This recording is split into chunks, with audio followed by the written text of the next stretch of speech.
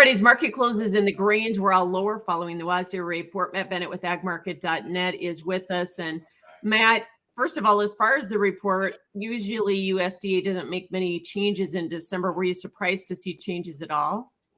Yes and no. I mean, the changes that they made, I think, were the ones that should have been made if there were going to be changes made. It's just that December, typically, you don't get any changes to, especially your U.S. balance sheet. So it seems like November is kind of when they cut it off, and then they wait until January to make the big final changes.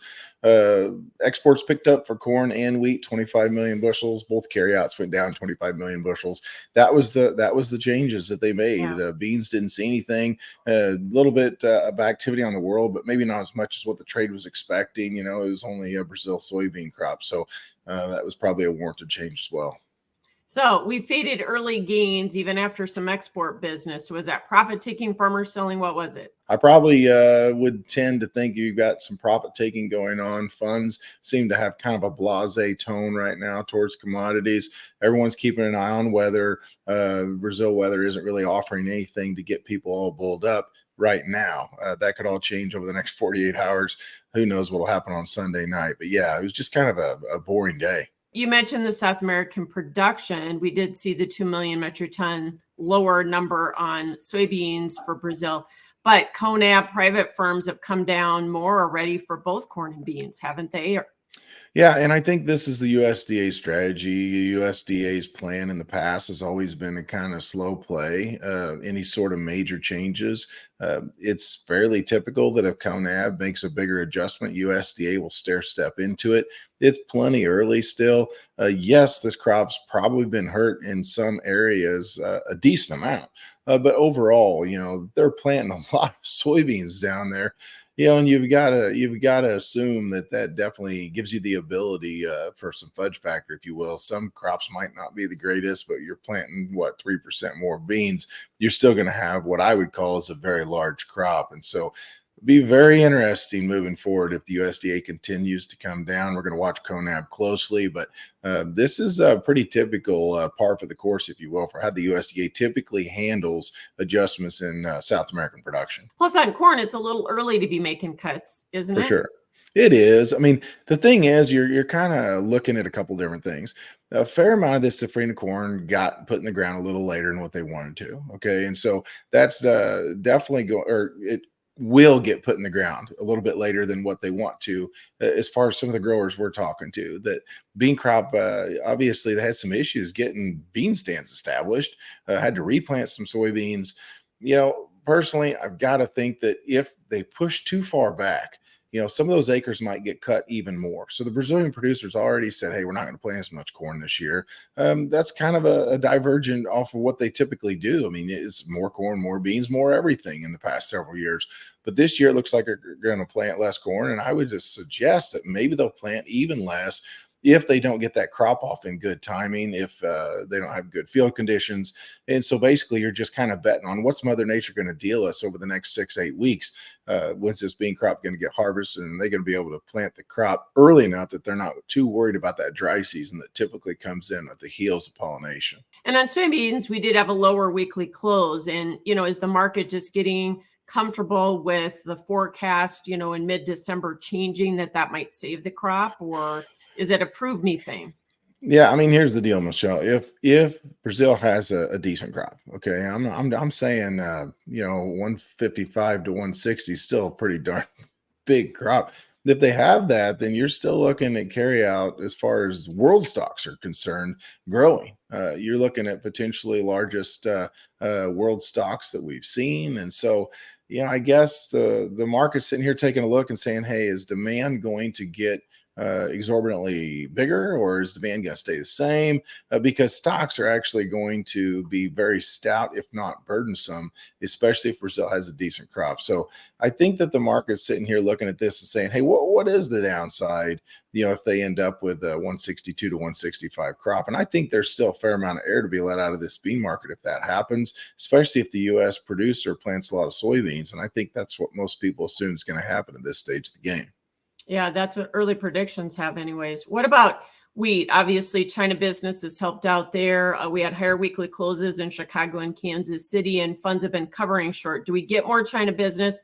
And is this enough to get them to keep covering that position? Yeah, I mean, that's the big question. Do we get more Chinese business? Here's the thing. This wheat market had been beaten up bad enough for long enough that I kind of felt like we'd find some support in here at some point. It, it doesn't help when China steps in and you've got daily morning surprise announcements, if you will. And so it's really been nice to see. I think moving forward, the Chinese certainly have shown an interest. I don't think they're probably done quite yet, but it's anyone's guess. I think as far as wheat's concerned, though, at least we bounced off of this dreadful activity that we've seen over the last several weeks. Can we expect significantly more? I think it's a tough time. Typically, wheat can kind of lead us out of the doldrums, if you will. But I think you're going to need a little bit more powder in the keg, if you will, if you're really going to get this wheat market fired up to the upside. Yeah. And as I said, corn's been a follower of wheat to some degree, but there's rumors of China business on corn as well. Do you think we're going to get some China corn business? Is that what could help pull this up too? It sure has seemed like, some of your SIF values. I mean, some of your export markets have felt like there's something going on there. And so we don't always find out whenever they buy. That's the thing that's frustrating. People say, well, why didn't we find out before it was posted on the morning wire? Well, there's people that know. But quite frankly, we don't typically find out when the deals are made, obviously. And so I think moving forward, we will find that the Chinese have bought some corn. How much remains to be seen. You hear a lot of whispers that they could get up to 28 to 30 million tons of corn, not off the U.S., but in totality. If that's the case, you got to think we're going to latch on to some of that business versus the world. We're very competitive. Other than Ukraine's cheaper than us. But again, how much corn can they get out of Ukraine at this stage?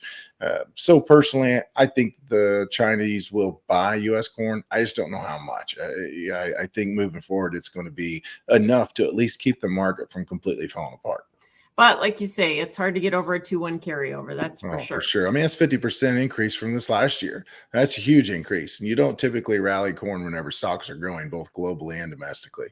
Good point you make. Cattle market. Well, we were up today, but it was a pretty horrible week once again. More new contract lows in both live and feeder cattle futures. And this has been a bigger drop than we saw when we had BSE, when we had 9/11. I'm sure you've got producers that are frustrated. Are we done going down? I kind of feel like we're trying to etch out a low here. But, the thing is, I wasn't surprised that we fell off the highs. Whenever we pushed April up and we were trying to get up to $200, that magical level, the thing I kept asking my producers is what's on the other side of that? What benefit do you have to get bullish at 200? Okay. And so the thing is as you start to drop, then everyone's trying to catch a falling knife, and this cattle market just continues to move lower, and this is at a time whenever your total herd inventory is just nothing to brag about. You're pulling cattle forward. You're going to exacerbate your issues moving on down the road. I think some of your cattle on feed numbers 5 to 8 months out from now, it could be pretty interesting, especially if you get decent rainfall in the Western Corn Belt. So I think once some of these folks decide to retain heifers, cattle on feed numbers could be shockers. And so for the time being, I think people are playing the game of roulette. They're trying to figure out, hey, is there much more downside here? Funds decided to puke, but I don't think that the funds are going to go short cattle, not by any huge amount. Yeah, and we still have tight supplies, but weights have been sure. creeping up. And the cash market's been soft. So those are headwinds for us, aren't they? Oh, they are. The thing is, as far as fats are concerned, the cash market has been somewhat soft. As far as feeders are concerned, you still talk to a lot of growers that are saying, where's these soft markets at? They're still fairly salty in places. And so this cattle situation is going to be a challenging one this year. You've got to think that a grower is going to have to be cautious in how they approach it because there's not a whole lot of black ink. If you go ahead and buy the feeders right now, you sell the deferreds as far as fats are concerned and buy corn. You can find some, but it certainly is plentiful. Yeah. And hogs were off contract lows, but can you get much traction here with upfront supplies, higher weights, and the cash can't catch?